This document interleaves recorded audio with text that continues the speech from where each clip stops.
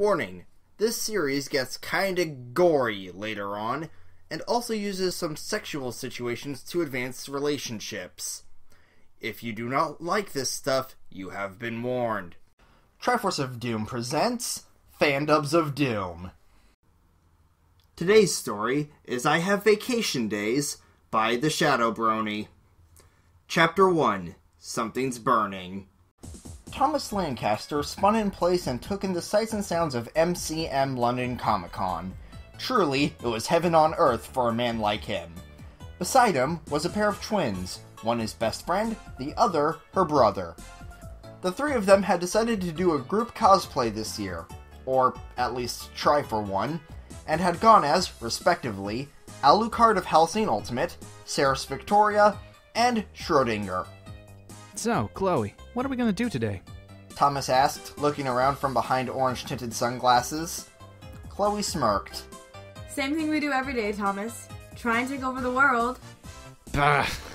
You and your American cartoons, I swear. Thomas grumbled good-naturedly. Chloe merely giggled and skipped away, fake breasts bouncing with every step. Thomas watched her go, shaking his head. Honestly, Alex, you think she'd have chosen Integra as a cosplay, but no. She had to choose the one cosplay that required her to go get a massive pair of fake knockers. What's up with that? Alex, Chloe's twin, shrugged. My sis is a bit of a loon, as you can tell. What am I supposed to do about it? After a few moments of standing around, both men realized that Chloe had left and took off after her, forcing their way through the crowds and finally coming upon Chloe buying an absolutely perfect Harkonnen prop at some creepy merchant's booth. Thomas clapped a hand on Chloe's shoulder, panting lightly in his costume. Found you. Chloe merely blinked at the sight of her friend and her brother panting. What, did you forget to follow me or something? Anyway, look at this beauty. Only 30 pounds, too. Wow. That's spectacularly cheap for something so accurate and well made. Alex muttered, turning around and finding, of all things, an SS knife with the words, Mein Herr heißt True, inscribed upon it. Well, hello, gorgeous. He whispered, whipping out his wallet and holding up the knife. How much for the knife, my good sir? 20 pound, the man replied, a thick Russian accent spilling through. Alex paid for the knife as Thomas looked over the wares, eyes sliding from prop to prop until they finally came to rest on a full-scale model jackal. How much for the gun? Thomas asked, picking up the jackal and marveling at its weight. The merchant looked up from his X-Ray and Vav comic and eyed the pistol before shrugging. 40 pound, my friend. Sweet. Thomas exclaimed, all but shoving a wad of bills at the merchant. As the three secured their props and gave their thanks to the merchant, none of them saw him smirk as they turned away. Seconds later, they all vanished from sight, one by one. First Alex, then Thomas, and finally Chloe, who had enough time to spin around and stare worriedly at the smirking merchant. And as the crowd finally moved on from the altogether forgettable disappearance of 3 people, the merchant's booth disappeared, returning a small clothing stand back to its proper point in space-time. Alex, also known as Alexander Kirby Anderson, appeared in a humid and hot marsh absolutely buzzing with insect life. He shook his head, overwhelmed by the sheer amount of sensory information coming through his new ears. As he groaned, he took stock of his situation, eyes taking in the present as past and future flickered in the background. He smirked, mentally sifting through potential timelines and futures. Oh, the perks of being everywhere and nowhere at once, he thought. Taking a step forward and making his appearance exactly 200 years into the future. Alex, or rather Schrodinger, hummed to himself as he walked, the dulcet sounds of Ode to Joy echoing across space-time. Freude schöne Gott funken. Thomas appeared in a forest just outside a small town. His guns felt a lot heavier now, but strangely enough, he could heft them even more easily than before. Curious, he drew them, his enhanced senses taking in everything around him and disorienting him for but a moment. Taking aim at a tree with the Kasul, he pulled the trigger, a bullet firing out and tearing the tree a new hole, the oddly satisfying report of a gunshot rending the air. Eyes wide, he pointed the jackal at another tree and pulled the trigger, the bullet completely obliterating the tree and sending the top falling toward him. Reacting on instinct, he batted it aside. Well now, that was unexpected. His tongue passed over his teeth, finding them all sharp. Grinning, he let out a chuckle, and another, until finally he was laughing like a madman. Catching the scent of the townsfolk on the wind, he felt an overwhelming hunger kindle within his stomach. Turning in its direction, he grinned even wider and started running towards it. The forest around him a blur, and he jumped high into the air and landed in the center of a group of people. No doubt woken by his earlier noise. Scenting the aroma that drew him coming from their veins, he laughed again. Thomas, no, Alucard, laughed loudly as he began his slaughter and feast. Ronik's steed fell in minutes, washed away in a tide of blood. Chloe woke up halfway inside a bush, her bum pointed straight up and her face almost smothered under the weight of her now suddenly very real breasts. She extricated herself from the shrubbery, only to come face to face with a pair of somewhat irate-looking men in heavy armor. She backed up, somehow sensing that both of these men could probably kill her quite easily. Chloe gulped nervously, her senses now acclimated to the area and allowing her to hear, smell, and even see the blood pounding through their veins. Her eyes wandered to the men's jugular veins as her mouth watered. Her contemplation of whether or not to just lunge forth and use her newly gained strength to tear their throats open to drink their blood was interrupted by the guard on the left coughing to gain her attention. Excuse me, ma'am, you're trespassing. This is the private training ground of Her Royal Majesty Princess Celestia's Infantry Corps, Baltimore Division. If you were separated from a tour group, my partner Flash Sentry and I would be more than happy to guide you back to the public areas. Chloe shook her head and stood, idly noting that her enhanced strength meant no undue stress due to her now massive breasts. Sorry, gentlemen. I must have something stuck in my ears. Did you say Baltimore? Also, if it doesn't sound too weird, what country is this? The left guard, this one had an emblem of a blue shark printed on his pauldron, she noted, looked at her strangely while the right guard, Flash Sentry, looked back and forth between the other guard and her. You're an equestrian, ma'am. Now, please, let's get you back to the tour area, and maybe we can call someone to maybe treat whatever amnesia you seem to have. Chloe frowned and crossed her arms, deep in thought. When she spoke up, she did so with an air of conviction about her. Gentlemen, I have every right to believe that, provided this isn't some practical joke. I'm no longer on my home planet. Both guards stared at each other before bursting out into uproarious laughter, drawing the attention of another guard, this one dressed in far more elaborate armor. Sentry, Orient, why is there a civilian in our training grounds? Sorry, Sergeant Shield. We were just about to escort her back to the public areas. The left guard, Orient or something, Chloe noted, stammered out, barely able to contain his fear. Chloe looked at the sergeant and spoke up, stammering a little bit herself. Sir, this may sound ridiculous, but I think I may have wound up here from another world. The sergeant took a good long look at her, eyes somehow glowing a cold, steely blue. He looked her over, eyes widening after every pass, before the glow suddenly cut out and he grabbed Chloe by the arm. Come with me. We need to speak to the princess. He growled out, striking a very confused Chloe by the arm, off deeper into the training area.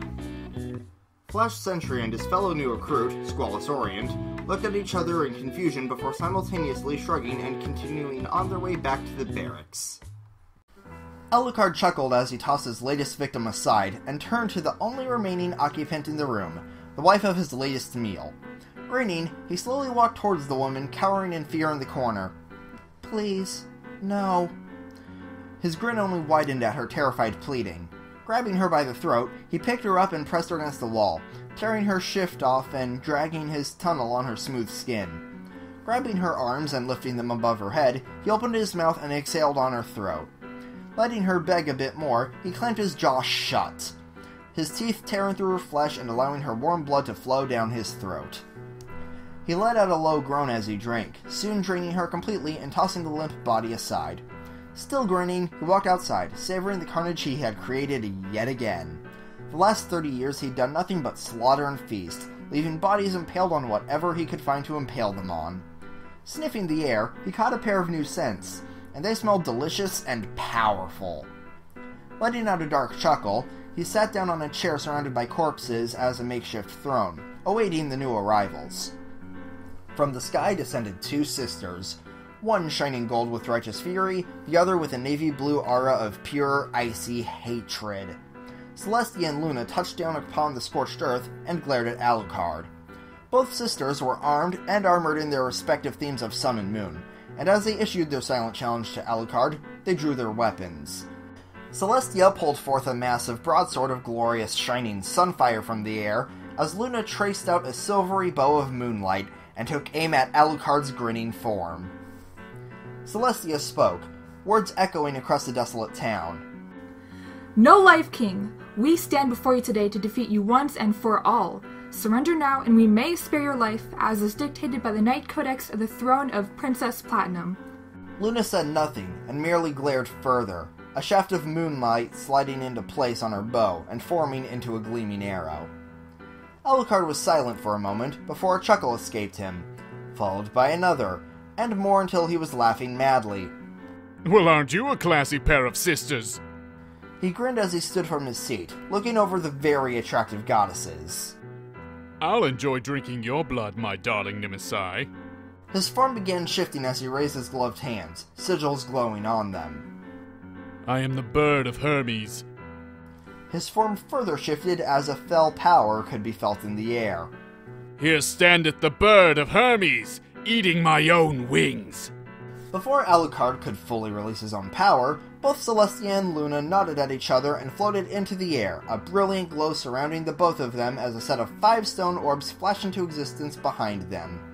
Immediately, a rainbow lashed out from between the two sisters and struck Alucard's form, stripping away the power he had gained over the course of 30 years of unchecked destruction and using it to seal the vampire's form away for as long as the power would last.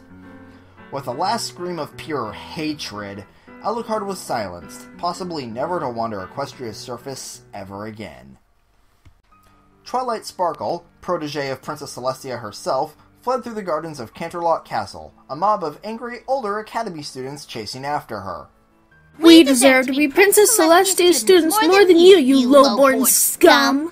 they cried, jeering and tossing what little magic they knew at Twilight's feet in an attempt to trip her up. Twilight's footing remained uncompromised, however, and the little girl only sped up, her natural talent for magic allowing her to unconsciously propel her faster, violet tears streaming from her eyes as she fled from the bullies that had been haranguing her for weeks. Her vision blurred as one of the bullies managed to score a glancing blow from a thrown rock, and she tripped, tumbling through one of the walls in the hedge maze that was the central garden, and rolling to a halt at the feet of a stone statue, her head cracking against its surface and leaving a spot of slightly glowing blood behind. Twilight regained her wits just as the bullies started crawling through the hedge, and hid behind the statue's carved greatcoat, huddling into a tiny ball and hoping that the bullies wouldn't see her shivering form. Another dull, boring day in that damned statue garden. The only company he had was that snake thing that was made of a bunch of animals and shit. And he was even crazier than Alucard. His attention was drawn as the monotony was broken by a young girl crashing through and hitting her head on the pedestal he'd been set on all those centuries ago. As a group of kids started crawling through, she hid under his coat. Bullies hunting her, maybe? Then he sensed it. The girl was bleeding, and some of that blood was on him. And it had power. Power he could use. Concentrating, he sensed more than felt the blood begin to slowly flow up the pedestal, up his boot, and onto his leg, making its way towards his mouth. He savored the looks on the bullies' faces as they noticed a trail of blood flowing from boot surface to mouth and smiled internally.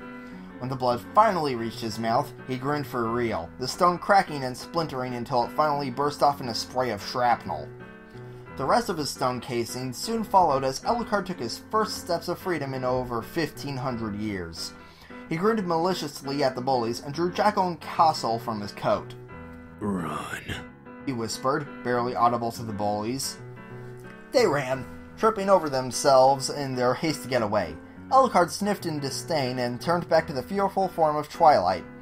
He could feel that damn seal in his hand reacting to her blood, binding him to her. Still, he might as well make the most of a bad situation. He knelt in front of Twilight and offered his hand out. "Are you all right, my master?" Twilight shivered, but nodded, taking Alucard's hand. "Thank you, mister," she mumbled, in awe of his towering red form. "My master, I have many names," the vampire lord said. "but you may call me Alucard." Thank you, Mr. Alucard. Twilight repeated, slowly standing up and curtsying ever so slightly. Once they were off the pedestal, Alucard prostrated himself before his new master. Your orders. Give me your orders, master.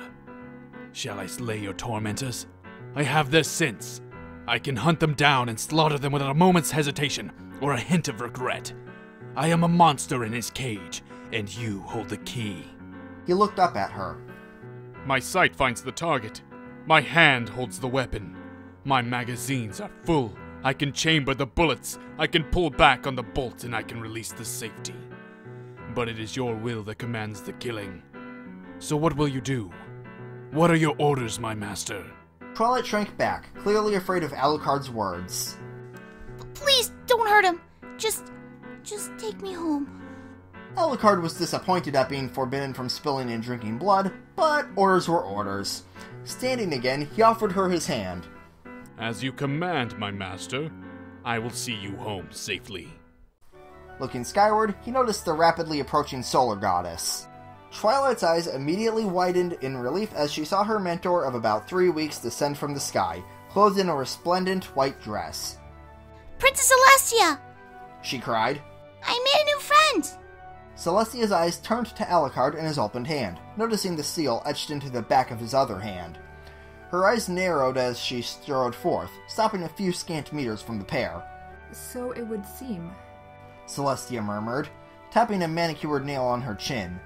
As she examined Alucard further, her eyes lit up with a golden glow, allowing her to see the crimson bindings of blood magic tying Alucard's full power into Twilight's commands, binding the vampire to her tiny student in ways that even the solar goddess couldn't comprehend.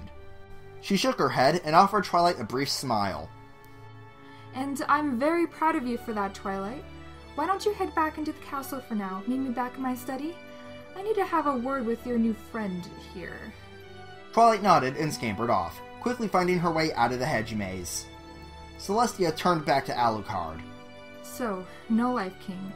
It seems your seal has finally broken. You've bound yourself to a little girl who looks up to me in such a degree that I could order to kill herself, and she most likely would. What will you do now? Alucard laughed as he summoned a hat and a pair of orange-tinted sunglasses onto his head. But this laugh was nothing like the psychotic sort he'd let out the last time they spoke. It was more impish. Well, the kid's my boss now, so I guess I'm going to be doing what she says. Probably clean out the dungeons. I am positively starved. He didn't see the other sister anywhere. By the way, where's that hot sister of yours? I was throbbing when I saw you two in armor, ready to fight. Celestia honestly couldn't figure out whether to be relieved that Alucard was no longer homicidal, or to slap Alucard silly for his remarks, so she settled on looking mildly constipated as she replied. I was forced to seal her away on the moon 1,000 years ago. Alucard laughed again. What did she do? Steal your boyfriend? I thought that was normal for goddesses. He leered a bit as he looked over her body with a lecherous grin and licked his lips. What say after my boss goes to bed, we head back to your place and I show you what a real vampire can do? Celestia turned away with a huff, blushing furiously while storming away, trying to collect what was left of her dignity. No, Alucard, it'll be a cold day in hell before I ever touch you. Alucard grinned as he snuck up behind her and slipped his hands under her arms to grab her mouths and squeeze them. Oh, Double D36. Impressive jugs on you, princess. Immediately, Celestia squeaked in surprise before growling and breaking free of Alucard's unwelcome groping. She whirled around and slapped him with a palm full of sunfire before straightening up and teleporting away, sparing one last second to kick him in the crotch with her high-heeled sandal. Though Alucard writhed on the ground, his were not groans of pain, but pleasure. Ah, Houston, we have no problems. To be continued in Part 2. Hey guys, Triforce's Doom here, and thanks for watching this video. I plan on continuing it in the future, and to my left you can see the credits of all my voice actors that I used, and as well as, their respective roles.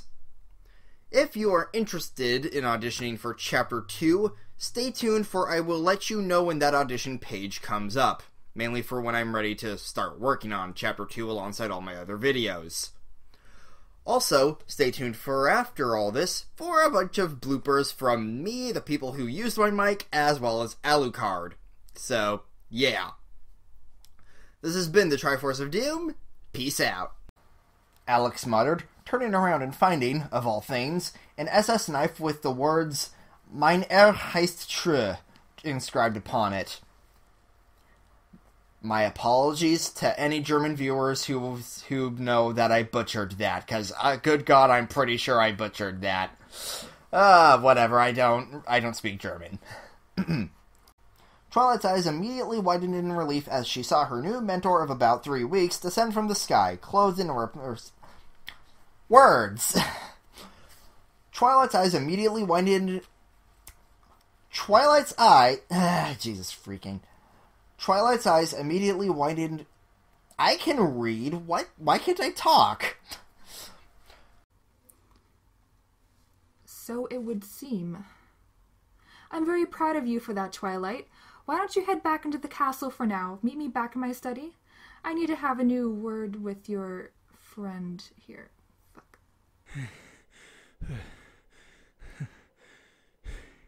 Phew. Found you. God. Oh, it's killing me. My body's telling me no. Stop. I can't. Phew. Whew. Found you. Oh, God. Why am I dying? Phew. Found you. God. Jesus Christ.